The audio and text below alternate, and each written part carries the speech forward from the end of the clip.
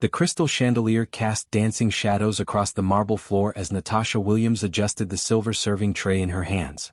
Her black catering uniform felt stiff against her skin, but the job paid well enough to cover Amelia's daycare for another month.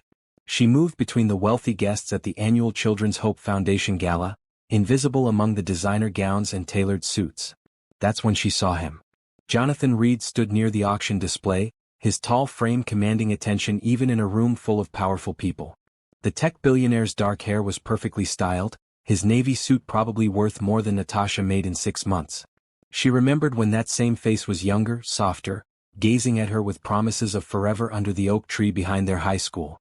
15 years. It had been 15 years since he'd chosen his future over theirs. A waiter approached Jonathan from behind, carrying a single glass of champagne on a small tray. Something about the man's movement caught Natasha's attention. His grip on the glass was too tight, his smile too forced.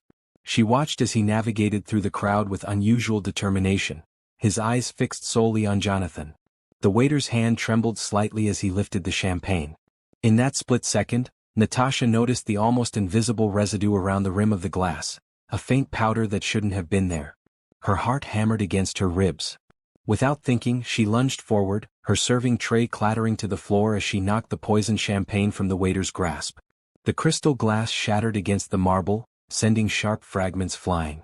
One shard sliced across her palm, drawing blood that dripped onto her white gloves. "What are you doing?" Jonathan spun around, his green eyes wide with surprise. The waiter's mask of composure cracked. His face twisted with rage as he realized his plan had failed. "You stupid woman," he snarled, reaching inside his jacket. "Security!" Natasha shouted, cradling her bleeding hand against her chest. Chaos erupted around them. Guests screamed and scattered as security personnel rushed toward the scene. The false waiter shoved through the crowd, desperate to escape. In the confusion of running footsteps and shouting voices, he melted away into the panicked mass of people. Jonathan caught Natasha's shoulders as she swayed slightly, her face pale from shock and blood loss. "Are you all right? Why did you do that?" She looked up into his familiar face, seeing recognition flicker in his eyes. For a moment, time stopped. They were 18 again, sitting by the lake, planning a future that would never come to pass. "The glass," she whispered, her voice barely audible over the commotion. "It was poisoned. I could see the residue." His eyes widened as understanding dawned. "You saved my life." Before she could respond, paramedics pushed through the crowd. "Ma'am, we need to look at that hand. Have you ever wondered what you would do if you witnessed someone about to be murdered? Would you risk everything to save a stranger's life, even if that stranger had once broken your heart? Drop a comment below and let me know what you think Natasha should do next. Don't forget to subscribe for the next chapter of this incredible story." The paramedic wrapped Natasha's hand in white gauze, his movements quick and efficient. Around them, police officers interviewed witnesses while forensics experts collected fragments of the shattered champagne glass. The grand ballroom had transformed from elegant party venue to crime scene in a matter of minutes. "You'll need stitches for the deeper cuts," the paramedic told her. "We should get you to a hospital." "I can't." Natasha glanced at the clock on the ballroom wall. "I have to pick up my daughter from daycare in 2 hours. Can you just bandage it tight?"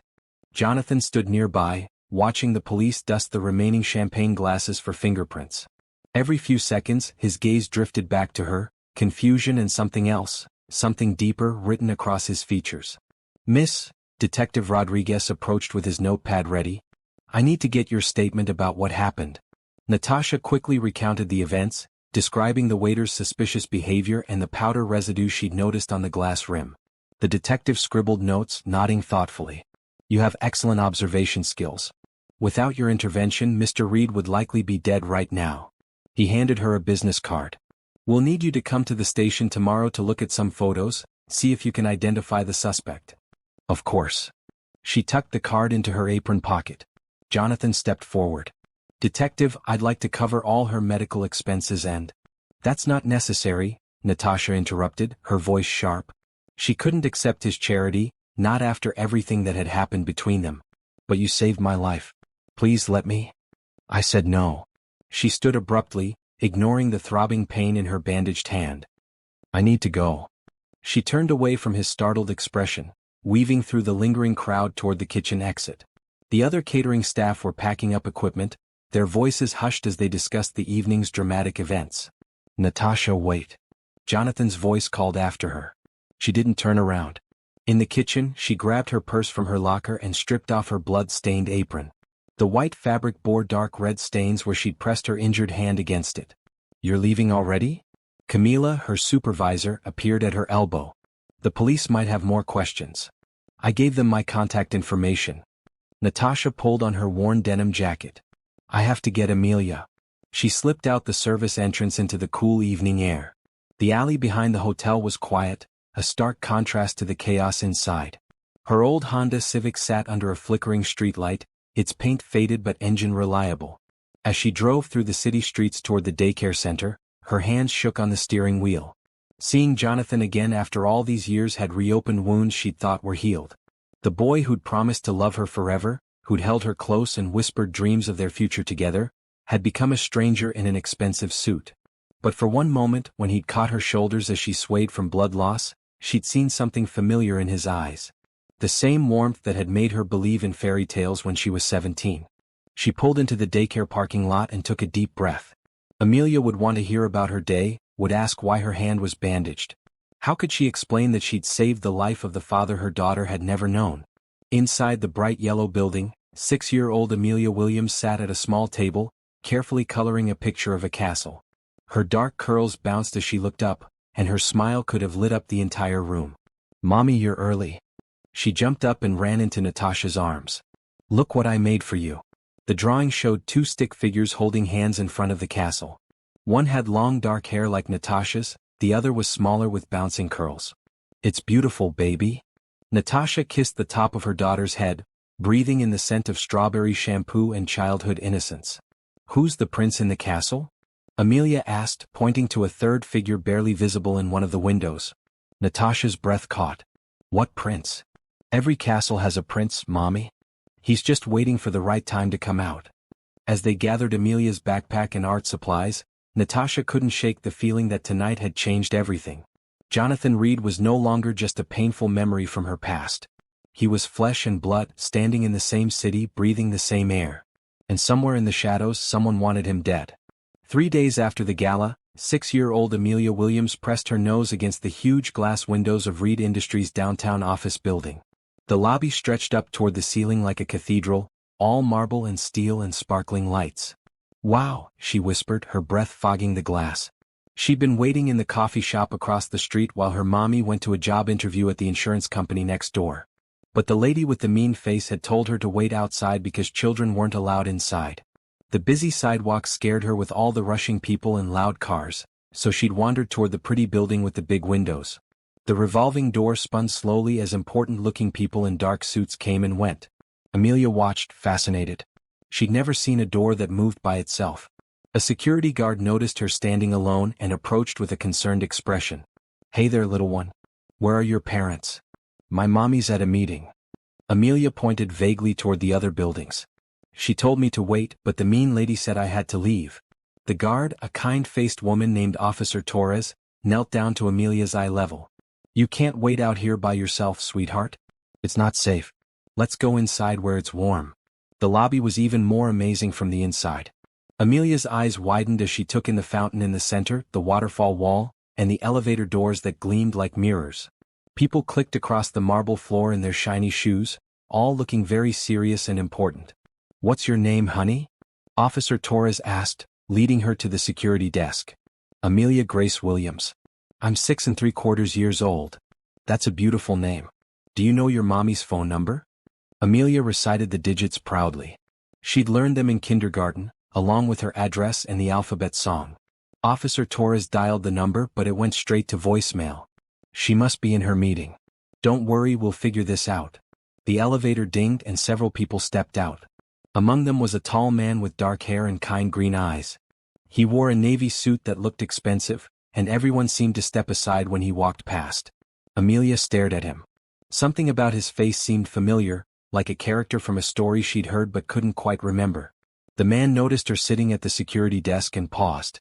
"Is everything all right, Officer Torres?" "Mr. Reed, we have a little visitor who got separated from her mother. I'm trying to reach her mom now." Jonathan Reed crouched down so he was at Amelia's height. His smile was warm and genuine. Hi there. I'm Jonathan. What's your name? Amelia. She studied his face carefully. Are you the boss of this whole building? He laughed, a sound that made her want to smile too. I suppose I am. What do you think of it? It's like a castle, but prettier. She gestured toward the fountain. Castles don't usually have water inside. You're absolutely right. Would you like me to show you around while we wait for your mom? Officer Torres nodded her approval. She's been fascinated by everything since she walked in. Jonathan extended his hand to Amelia, who took it without hesitation. His fingers were warm and strong, making her feel safe. They walked toward the elevator together. What floor would you like to see? He asked. The very top one. I want to see the whole city. The elevator whisked them up 42 floors in seconds. Amelia's ears popped and she giggled. That was like flying. Jonathan's office took up the entire top floor, with windows on all sides offering a panoramic view of the city. Amelia ran from window to window, pressing her face against the glass and pointing out landmarks she recognized. There's the park where Mommy takes me to feed the ducks. She pointed east. And there's my school. She moved to the south window. I can see everything from up here. It's pretty amazing, isn't it? Jonathan sat on the edge of his desk, watching her explore. Do you live in the city? We live in the blue apartment building near the library. Mommy reads to me every night before bed. She does all the different voices for the characters. What's your favorite story? The one about the princess who saves the prince instead of the other way around. Amelia spun around, her curls bouncing. Mommy says girls can be heroes too. Something flickered across Jonathan's face, too quick for Amelia to understand. Your mommy sounds very smart. She is. She works really hard to take care of me. Sometimes she's tired, but she always has time for hugs and bedtime stories. Jonathan's phone buzzed. He glanced at it and then at Amelia. Your mom is on her way up. She's very worried about you. Am I in trouble? Amelia's bottom lip trembled slightly. No, sweetie. She's just scared because she loves you and wants to keep you safe. The elevator dinged and Amelia heard rapid footsteps in the hallway. Amelia? Amelia, where are you? Mommy, I'm here. She ran toward the voice. Natasha Williams burst through the office doors, her hair slightly disheveled, her face pale with worry. She scooped Amelia into her arms, holding her tight. Baby, you scared me so much. I told you to wait by the coffee shop. The mean lady made me leave and I saw the pretty building, and the nice guard lady brought me inside, and Mr. Jonathan showed me the whole city from up here. Natasha's eyes lifted over Amelia's head and met Jonathan's gaze across the room. The recognition was instant and electric, the same shock that had passed between them 3 nights earlier in the chaos of the charity gala. Time seemed to freeze as they stared at each other. 15 years of separation collapsed into a single moment.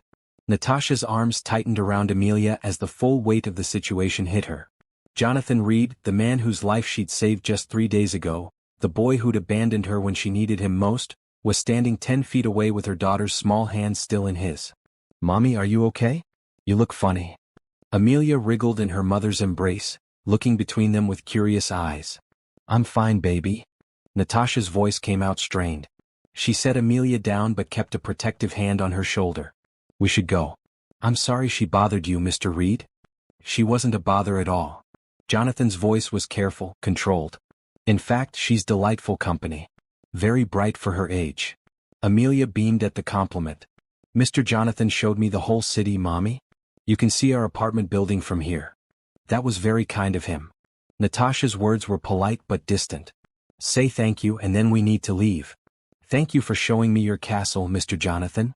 Jonathan crouched down to Amelia's level again, his smile genuine despite the tension radiating from her mother. It was my pleasure, Amelia. Maybe you can visit again sometime. Can we, Mommy? Please? We'll see.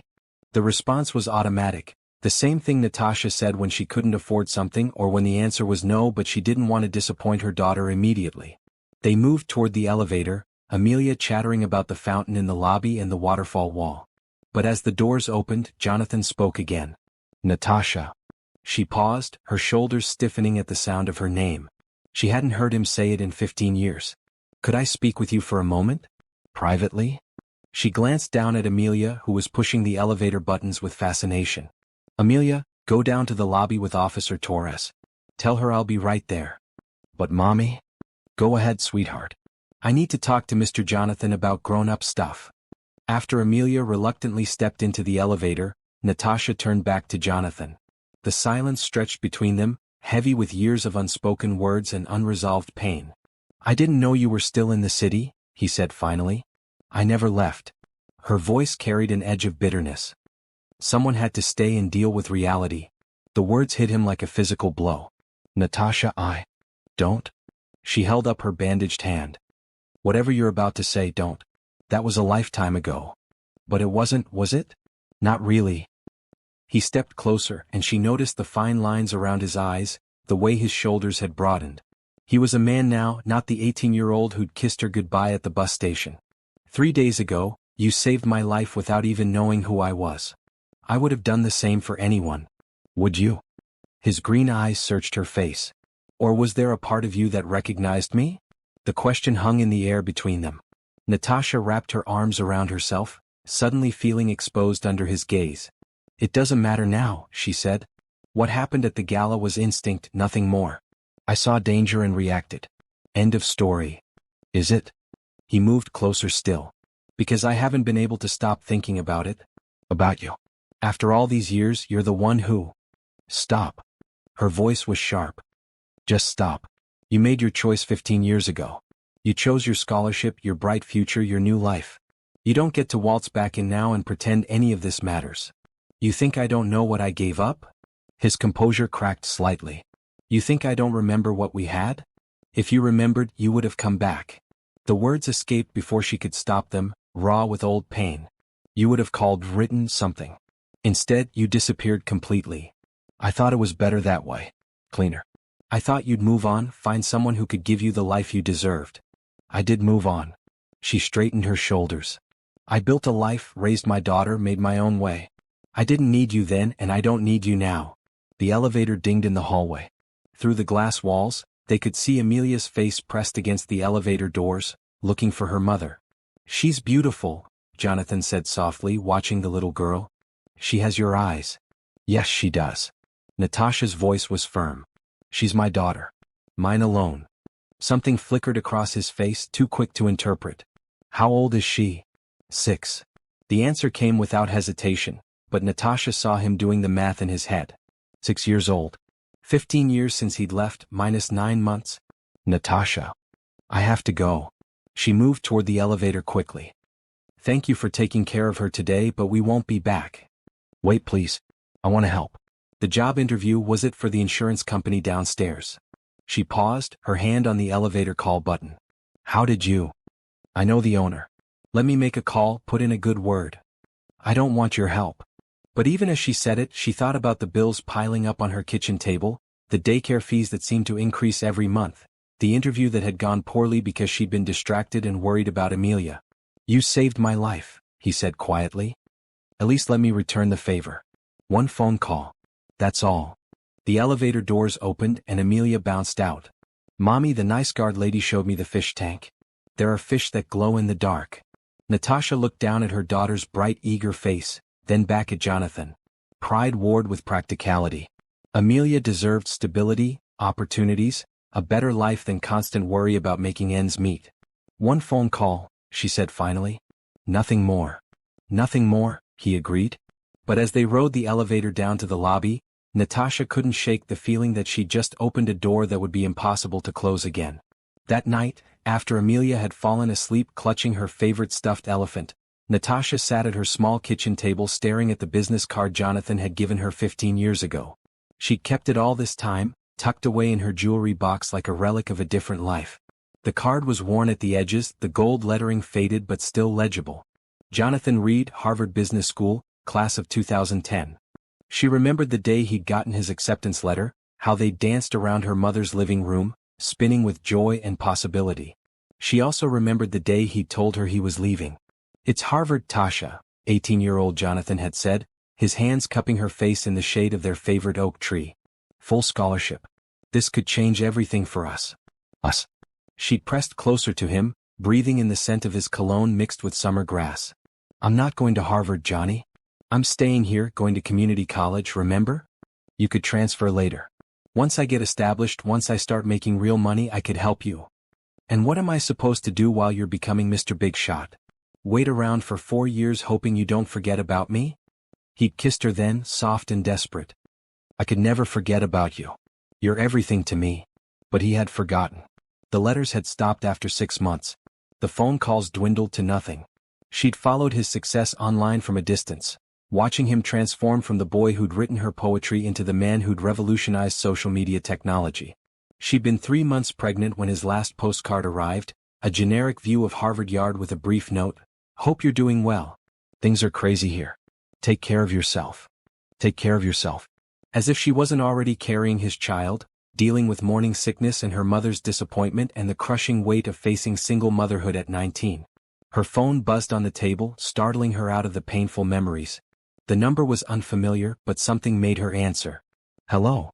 Natasha? It's Jonathan." She should have hung up. Instead, she found herself gripping the phone tighter. "How did you get this number?" "From the business card you gave the detective. I hope you don't mind me calling." "What do you want?"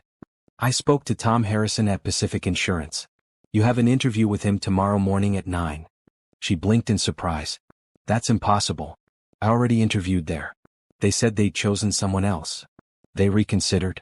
"Apparently, there was a miscommunication about your qualifications." "Jonathan. It's a good position, Natasha. Claims coordinator, full benefits, room for advancement. You'd be perfect for it." Pride battled with pragmatism. The job would solve so many problems, give her the stability she'd been desperately seeking. But accepting it felt like admitting she needed him, and that was a door she wasn't ready to open. "I can't accept charity," she said finally. "It's not charity. Tom looked at your resume after I mentioned your name. You're overqualified if anything. Your work history, your recommendations, you earned this opportunity. Then why didn't I get it the first time?" Silence stretched across the phone line. "Because the world isn't always fair," he said quietly. "Sometimes good people need someone to open doors that should have been open all along." She thought about Amelia, asleep in the next room, dreaming of castles and princes. Her daughter deserved better than their current struggle, better than a mother who worked 3 part-time jobs just to keep the lights on. "One interview," she said. "If I get the job, it's because I'm qualified, not because of any favor to you." "Agreed." Another pause. Then his voice, softer now. "Natasha? Today when I met Amelia, she's incredible. You've done an amazing job raising her." The compliment hit her unexpectedly hard. She'd been doing it alone for so long, she'd forgotten what it felt like to have someone acknowledge the work, the sacrifice, the endless nights of worry and wonder. "She's my whole world," she whispered. "I can see that. She adores you. She has to. I'm all she's got." "Is she?" He hesitated, and she could hear him searching for the right words. "Natasha, is there something I should know? About the timing, I mean. She's 6 years old and I left 7 years ago, which means—" "Don't." Her voice was sharp. "Don't do the math, don't ask questions you're not ready to hear the answers to, and don't assume you have any rights here." "I'm not assuming anything. I'm asking. And I'm telling you it's none of your business." But even as she said the words, she could see Amelia's face in her mind. The same green eyes that were looking at her through the phone right now. The same stubborn chin, the same way of tilting her head when she was thinking hard about something. "She doesn't know," Natasha said finally. "And I'm not ready to tell her. But she is mine." It wasn't a question. Biology doesn't make you a father, Jonathan. Being there does. Showing up does. You've never done that. I didn't know. You never asked. The accusation hung between them like a wall. He could have found her if he'd wanted to. Could have called, could have come back, could have chosen differently at any point in the last 7 years. "I know," he said quietly. "I know I failed you. Failed both of you. But I'm here now. For how long? Until the next big opportunity comes along? Until something more important calls you away. I'm not going anywhere." "You said that before. I was 18 and stupid and scared. I thought I was doing the right thing, giving you space to build a life without being tied to someone who might not make it. So you made the choice for both of us." "Yes. And it was the biggest mistake of my life." Tears pricked her eyes, years of anger and hurt and loneliness rising to the surface. "Do you have any idea what it was like? Finding out I was pregnant a month after you stopped calling? Going through labor alone because my mother was working double shifts to pay the rent? Natasha, do you know what it's like to explain to your daughter why she doesn't have a daddy when all her friends do? To watch her make Father's Day cards for her grandfather because there's no one else?" "I'm sorry." His voice was raw. I'm so sorry. Sorry doesn't change anything. No, it doesn't. But maybe I can. She wiped her eyes with the back of her hand. What are you talking about? Let me be part of her life. Part of both your lives. I know I don't deserve it, but give me a chance to be the father she should have had from the beginning. She doesn't even know you exist. Then let me change that. Slowly, carefully, whatever way feels right to you. Natasha closed her eyes, feeling the weight of the decision crushing down on her. Amelia deserved to know her father, but she also deserved to be protected from the pain of abandonment. What if he left again? What if this was just guilt talking and he'd lose interest when the novelty wore off? I need time to think, she said. Of course. Take all the time you need. And Jonathan? If you hurt her, if you make promises you can't keep, I will never forgive you. I understand. After she hung up, Natasha sat in the quiet kitchen for a long time, staring at that faded business card. Tomorrow she'd have a real job interview, a chance at the kind of stability she'd been fighting for. But the cost of accepting it felt enormous. She'd spent 6 years building walls around her heart, protecting herself and Amelia from disappointment. Now Jonathan was back, asking her to tear those walls down and trust him with the two most precious things in her world: her daughter's future and her own carefully guarded heart. The question was whether she was brave enough to take that risk again. The Pacific Insurance building was nothing like Reed Industries' gleaming tower. The carpet was worn, the fluorescent lights hummed, and the coffee in the waiting room tasted like it had been brewing since the Clinton administration. But when Tom Harrison, a friendly man in his 50s, offered Natasha the claims coordinator position with full benefits and a salary that would change her life, she nearly cried with relief. "We're lucky to have you," he said, shaking her hand warmly. "Jonathan spoke very highly of your character, and your resume speaks for itself. Thank you for the opportunity." She meant it, even if accepting help from Jonathan felt like swallowing her pride. "Can you start Monday?" "Absolutely." Walking out of the building into the afternoon sunshine, Natasha felt lighter than she had in months. Real health insurance. Paid vacation days. A 401k. The kinds of things other people took for granted, but that felt like winning the lottery to a single mother who'd been living paycheck to paycheck for 6 years. Her phone rang as she reached her car. "How did it go?" Jonathan's voice was cautious, hopeful. "I got it." "That's wonderful, Natasha. Congratulations." "Thank you." The words came easier than she'd expected. "For the introduction, I mean. You were right, I earned it on my own merits, but the door opening helped. I'm glad I could help." Pause. "Then, there's something else I wanted to discuss with you. Would you be willing to meet for coffee? I know a place that's kid-friendly if you want to bring Amelia." Every instinct told her to say no. Coffee led to conversations, conversations led to connections, and connections led to the kind of vulnerability she'd sworn off after he'd left her pregnant and alone. But the job offer had softened something in her chest. Maybe she owed him this much. "There's a park on 5th Street with a cafe. Amelia likes the playground there." "I know the place. How about Saturday afternoon?" "Fine. 2 o'clock. Saturday arrived with unseasonably warm weather that had half the city outdoors. Natasha found Jonathan sitting at a table near the playground, 2 coffee cups and a hot chocolate waiting. He stood when he saw them approaching, and she noticed he dressed casually, jeans and a simple navy sweater that made him look more like the boy she'd once known. "Mr. Jonathan." Amelia ran toward him with a bright smile. "You came to the park too." "I did." He crouched down to her level. "I brought you hot chocolate. Is that okay? With marshmallows?" "Of course." Amelia beamed and climbed into the chair next to him, immediately reaching for the cup. Natasha sat across from them, studying Jonathan's face as he watched her daughter blow on the hot drink to cool it down. "So what did you want to discuss?" she asked, keeping her voice neutral. Jonathan glanced at Amelia, who was now distracted by a group of children on the swings. "I have a proposition for you. I already have a job thanks to you. This is different." He leaned forward, his expression serious. "I want to offer you a position at Reed Industries. Head of Community Outreach for our new Children's Education Initiative." Natasha blinked. "What?" "We're launching a program to provide technology and coding classes to underserved communities. I need someone to run it, someone who understands what these families really need." "Jonathan, I just accepted another job." "I know. And I'm asking you to consider something better. The salary would be triple what Pacific Insurance offered, plus stock options. Full executive benefits package." The numbers he mentioned made her head spin. That kind of money would mean Amelia could go to private school, have music lessons, take family vacations to places they'd only dreamed about. Why? She asked quietly. Because you'd be perfect for it. Because you understand struggle and perseverance in a way most people in my world don't. Because you saved my life and I want to do something meaningful with the time you gave me back. Mommy, can I go play on the swings? Amelia had finished half her hot chocolate and was eyeing the playground equipment with longing. Stay where I can see you, baby. They watched Amelia run toward the swings, her laughter carrying on the breeze as she pumped her legs to go higher.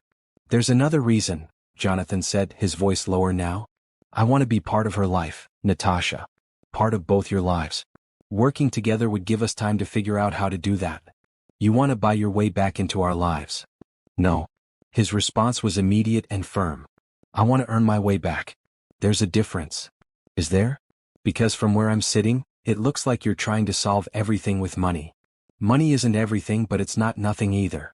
You've been struggling for 6 years while I've been building an empire.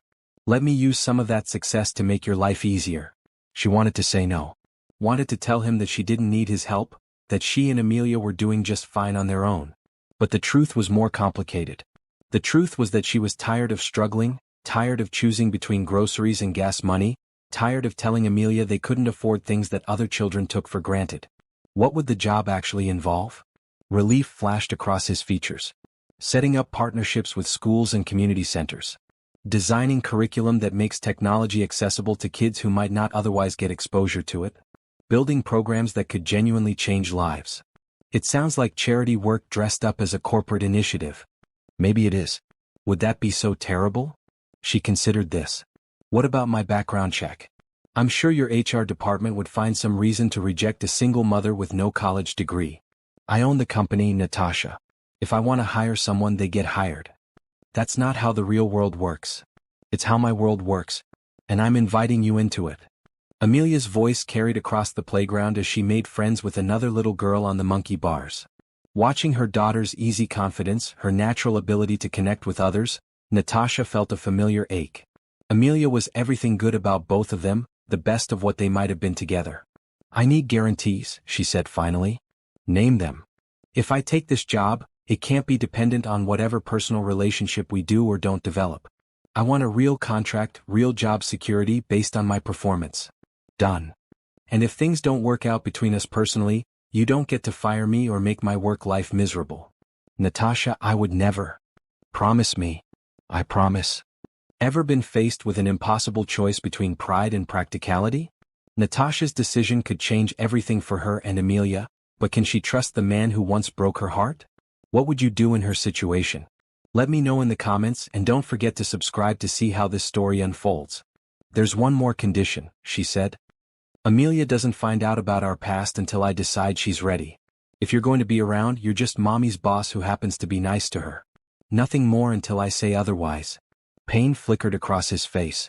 How long? I don't know. Maybe weeks, maybe months. Maybe longer. She's my priority, Jonathan. Her emotional well-being comes before everything else, including your need to be her father. I understand. Do you? Because being a parent isn't about biology or good intentions.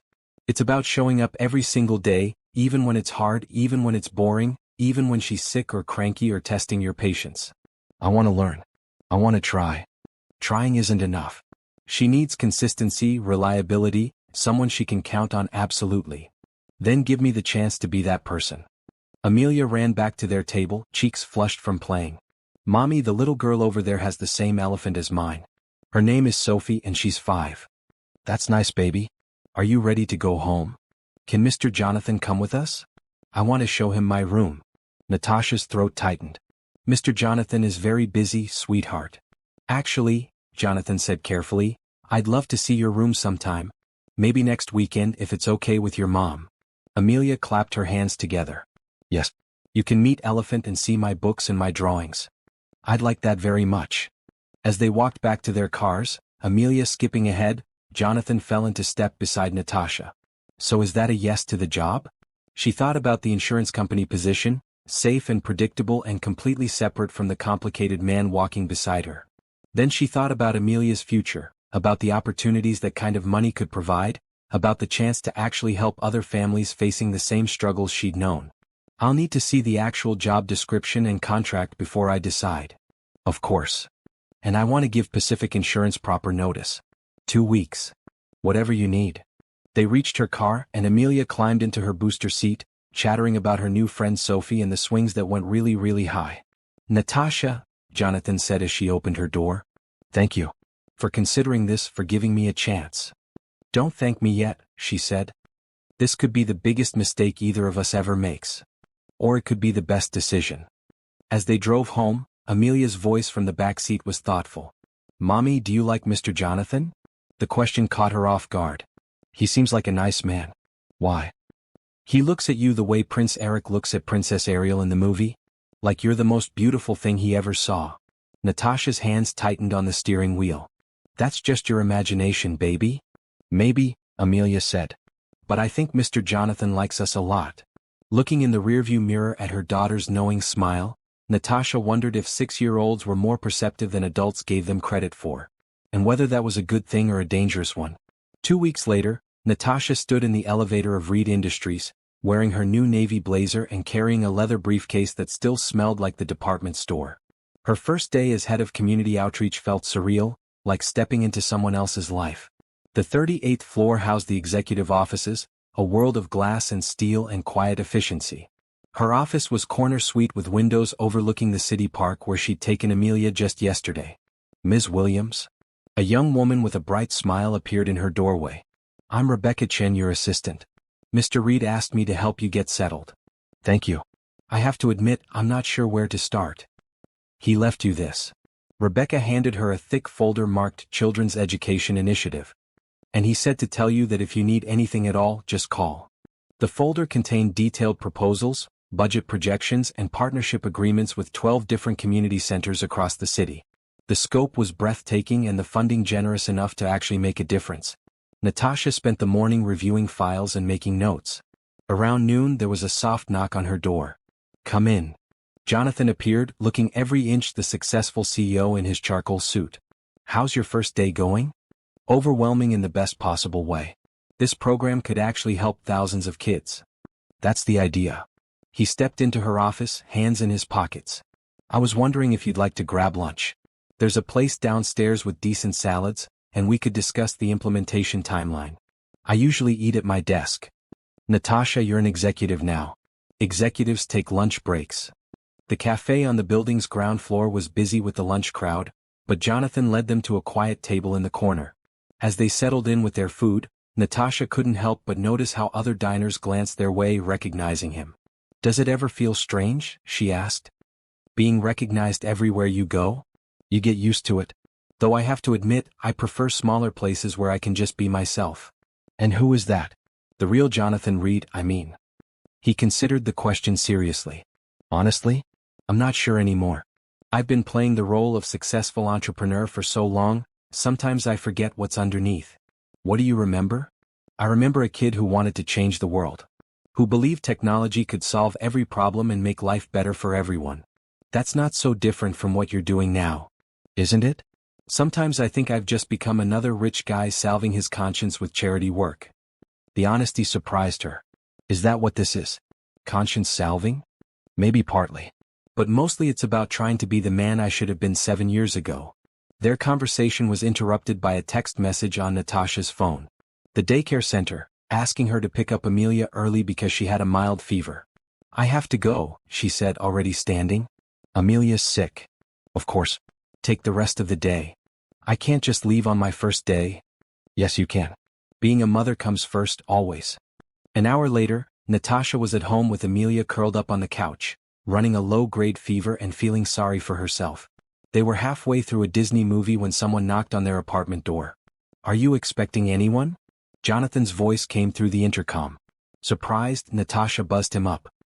He appeared at her door carrying a pharmacy bag and a container of soup from the deli down the street. I brought chicken soup and children's medicine, he said. And ice cream for when she feels better. You didn't have to do this. I wanted to. Amelia perked up from the couch. Mr. Jonathan. I'm sick today. I heard. That's no fun at all.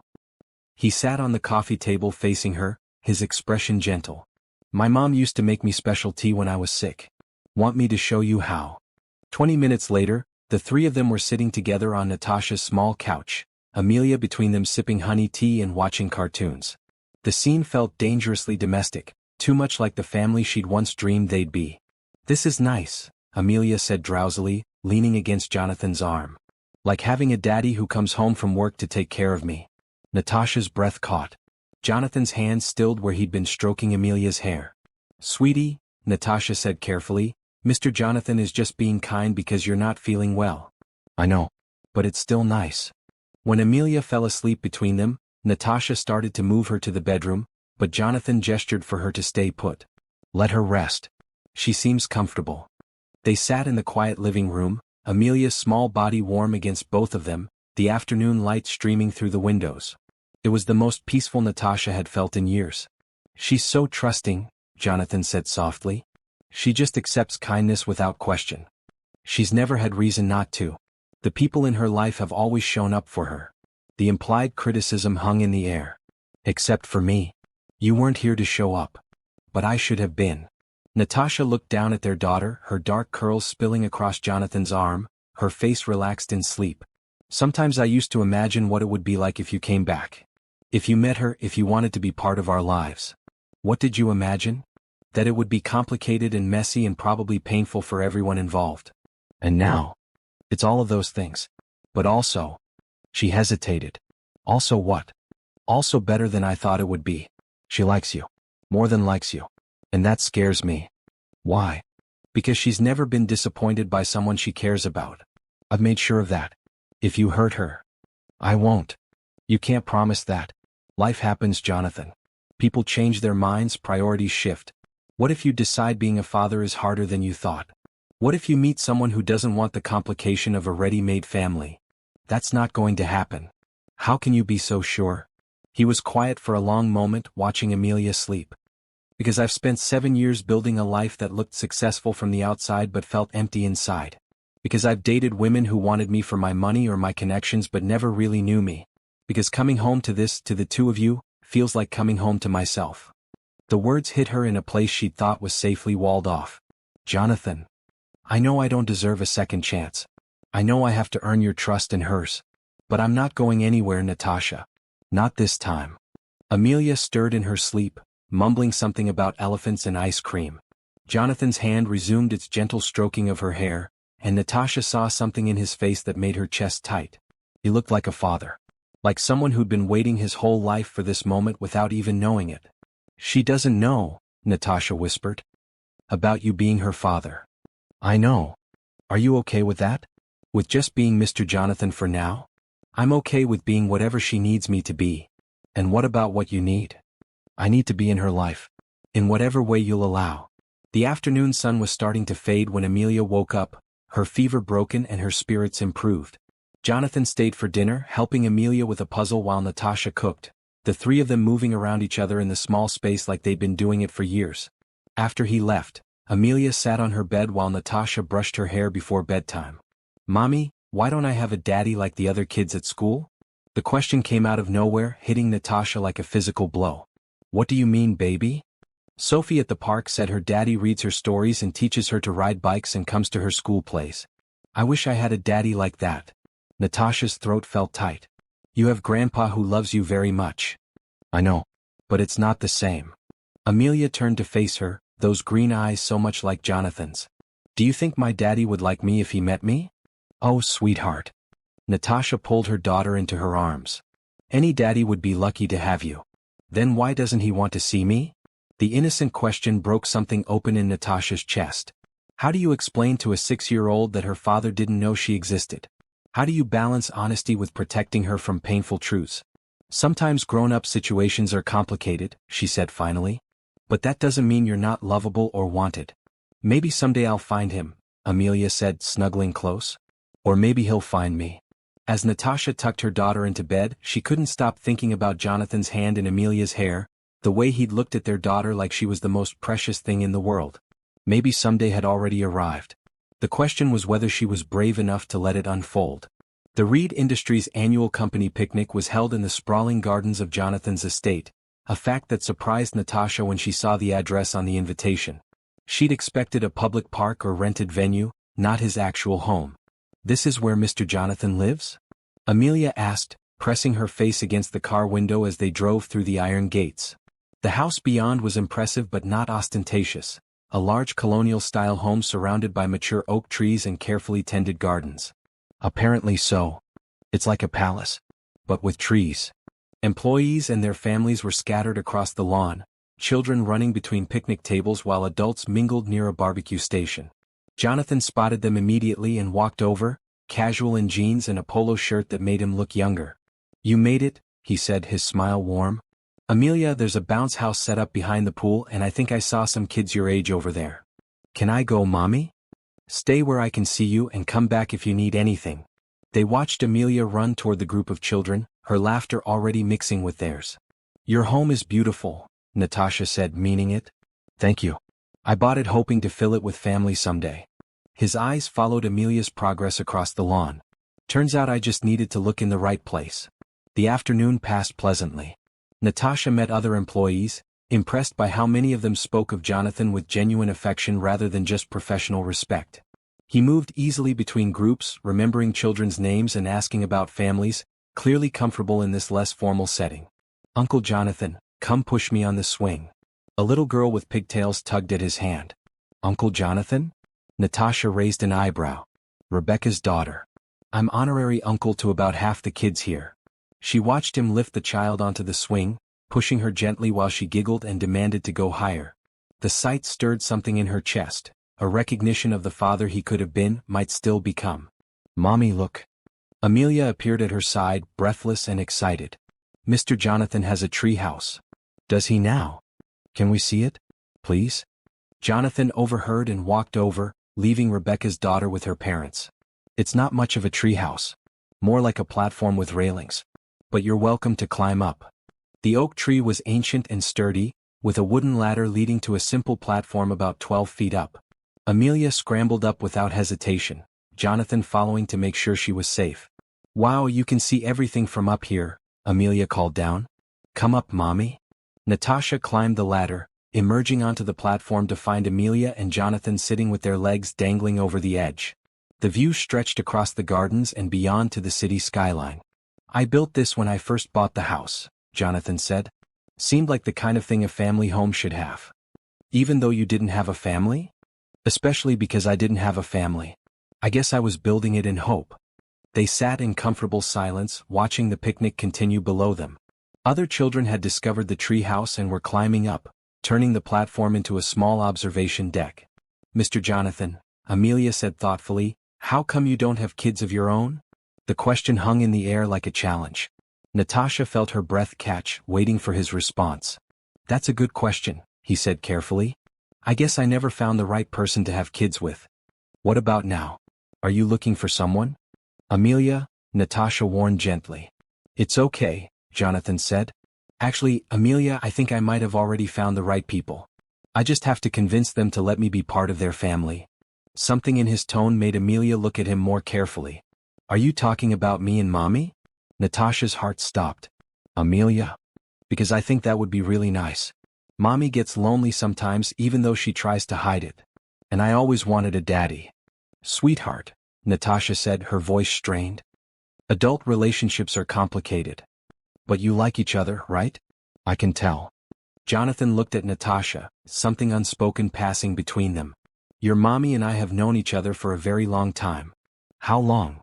"Since we were in high school together." Amelia's eyes widened. "Really? Were you friends?" "We were more than friends," Jonathan said softly, never taking his eyes off Natasha. "We were very much in love." "What happened?" "I made a mistake. I left when I should have stayed." "But you're back now." "Yes, I'm back now." Amelia looked between them with the clear-eyed assessment that children sometimes possess. "Mommy, do you still love Mr. Jonathan?" The question hit Natasha like a physical blow. Around them, other children chattered and played, unaware of the moment unfolding on the tree platform. "That's complicated, baby." "Love isn't complicated," Amelia said with 6-year-old certainty. "Either you do or you don't. Sometimes people can love each other but still not be able to be together." "Why not?" "Because..." Natasha struggled for words that would make sense to a child. "Because sometimes people hurt each other even when they don't mean to." And it takes time to learn to trust again. Do you trust Mr. Jonathan now? Natasha looked at Jonathan, seeing the hope and fear in his green eyes. I'm learning to. Good, Amelia said with satisfaction. Because I think he'd make a really good daddy. The words hung in the summer air like a promise or a prayer.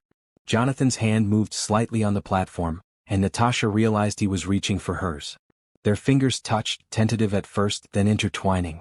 Amelia, Jonathan said carefully, what would you think if I told you that I cared about you and your mommy very much? And that I wanted to be part of your family?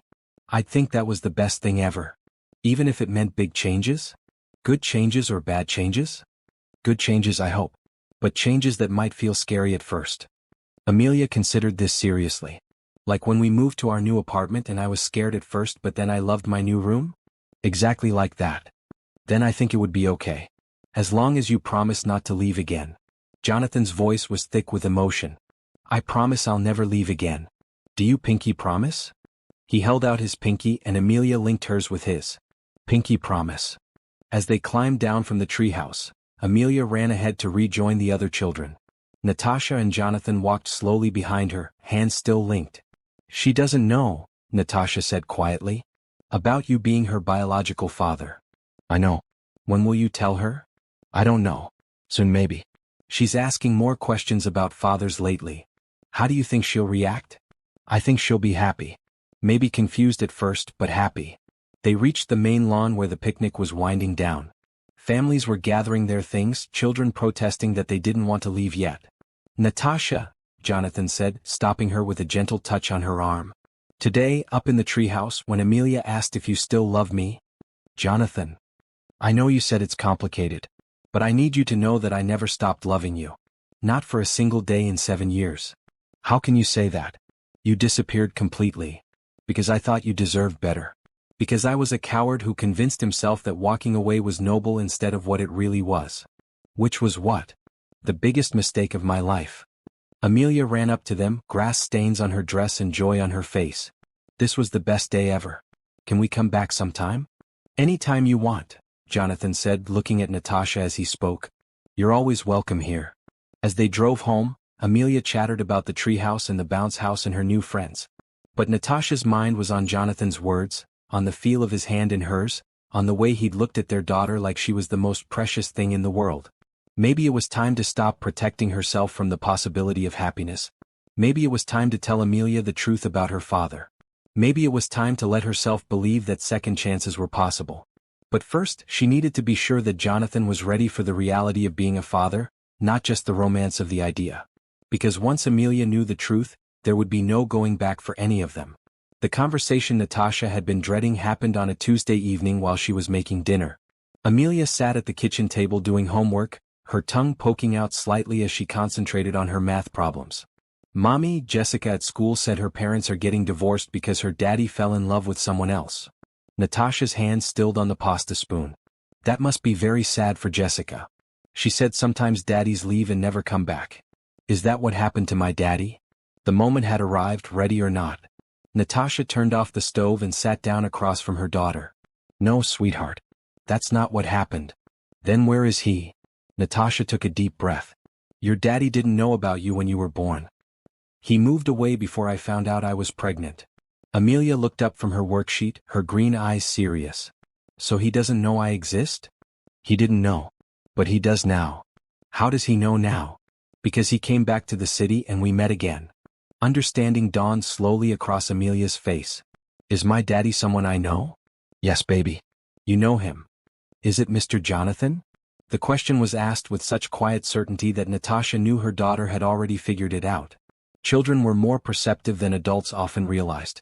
Yes, Mr. Jonathan is your daddy. Amelia was quiet for a long moment, processing this information. Is that why he's been spending time with us? Because you told him about me? Partly. But also because he cares about you very much. Does he want to be my daddy? Like for real? He does. Very much. Good, Amelia said matter-of-factly. I like him. He makes you smile more. Is that all?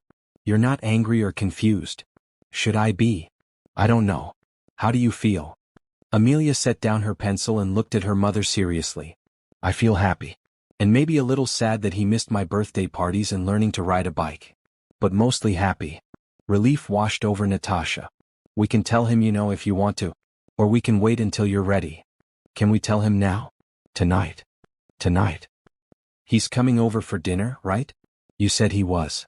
Natasha had indeed invited Jonathan for dinner, thinking it would be a good opportunity to have this conversation in a safe, familiar environment. Are you sure you're ready? I'm sure.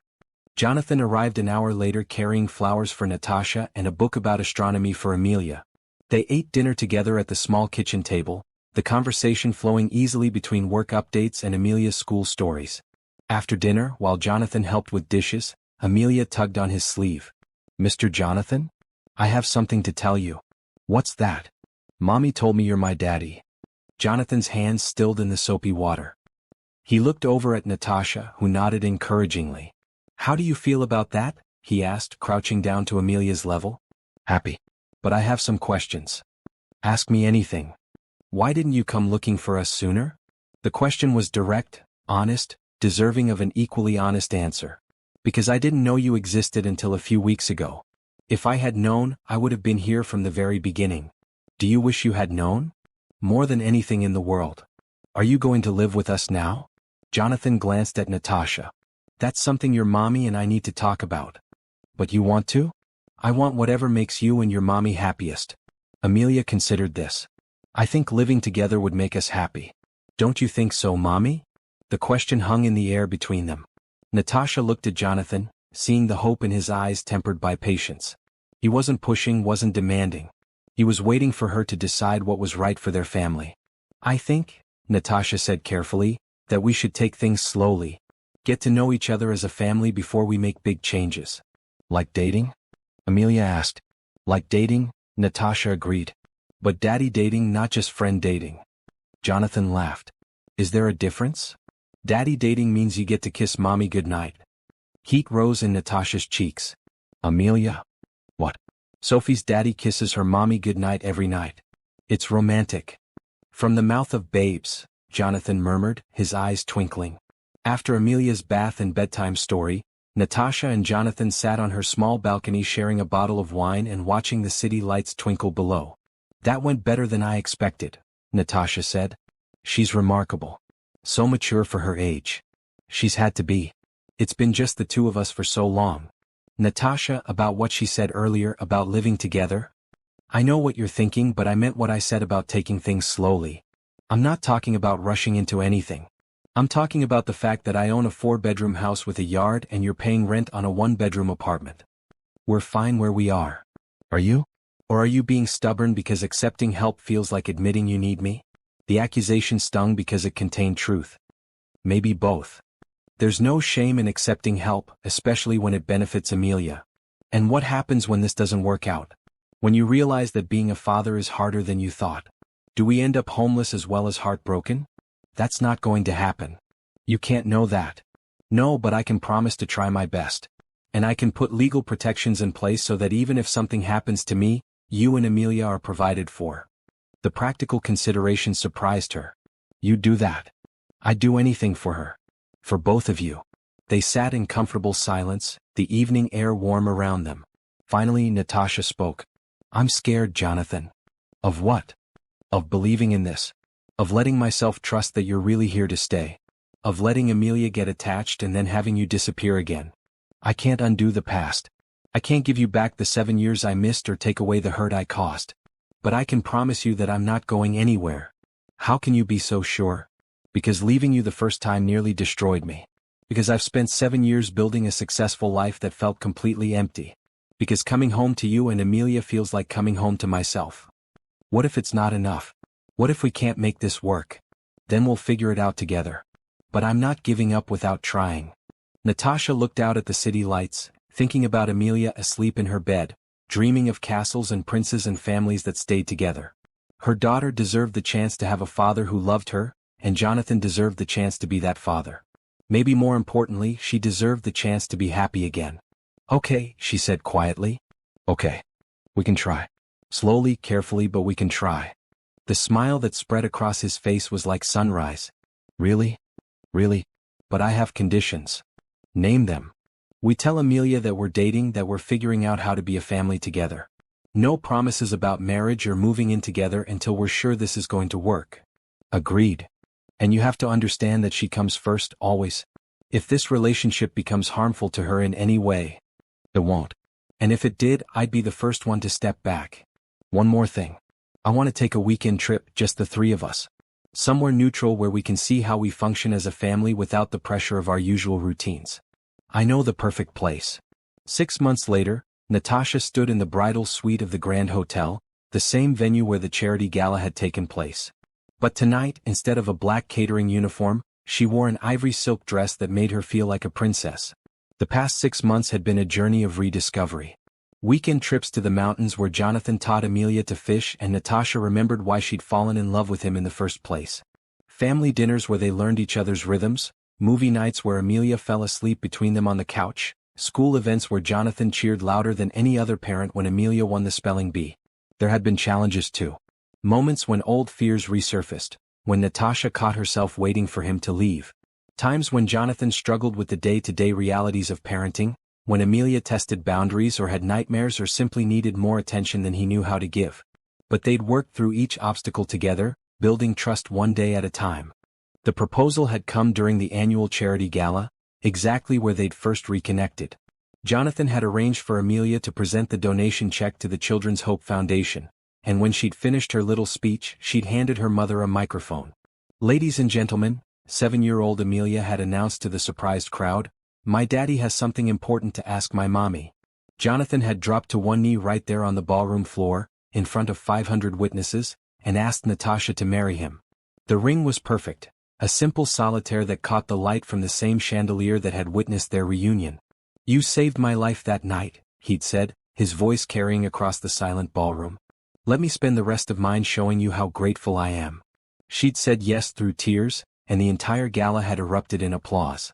Now, 6 months later, she was preparing to walk down the aisle of the hotel's garden terrace, where white roses and baby's breath created an arch overlooking the city. "You look beautiful, Mommy." Amelia appeared in the doorway wearing a pale pink dress with a full skirt that she'd insisted on spinning in at least 12 times since getting dressed. "Thank you, baby.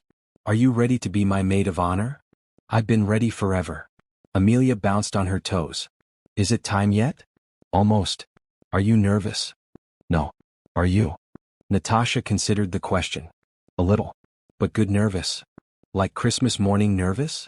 "Exactly like Christmas morning nervous." There was a soft knock on the door, and Rebecca appeared with a bouquet of white roses and peonies. "It's time." The garden was filled with their closest friends and family. Jonathan's parents, who'd flown in from Seattle and immediately fallen in love with their granddaughter. Natasha's mother, crying happy tears in the front row. Colleagues from Reed Industries, daycare teachers, neighbors who'd become friends. But as Natasha walked down the petal-strewn aisle with Amelia beside her, she only had eyes for Jonathan. He stood at the altar in a navy suit, his face reflecting the same wonder she felt at how completely their lives had transformed. Have you ever believed that second chances don't exist? That some mistakes are too big to forgive? Natasha and Jonathan's story proves that sometimes the greatest love stories begin with the courage to try again. What do you think about their journey? Share your thoughts in the comments below and subscribe to see more heartwarming stories like this one. The ceremony was simple and heartfelt. They'd written their own vows, promising to build their future on the foundation of their shared past, to love and support each other through whatever challenges lay ahead. When the minister asked if anyone objected to the union, Amelia raised her hand.